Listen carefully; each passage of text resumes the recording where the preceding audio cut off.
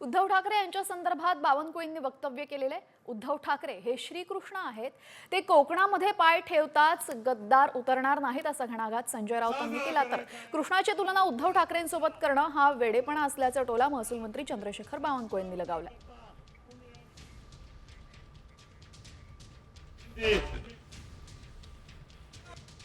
उद्धव म्हणजे श्रीकृष्ण.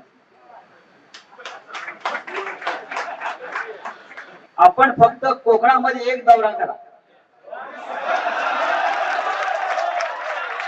बरोबर ना? आपण कोकणच्या भूमीवर फक्त पाय ठेवा, आपण पहा कशी दाणादाण उडते ते. एक गद्दार राहणार ना औषधाला शिल्लक. ही सत्ता बित्ता आम्हाला नका तुम्ही घाबरवू. कोकणामध्ये आम्ही खूप लढाया केलेल्या आहेत. ही का पहिली वेळ आहे का?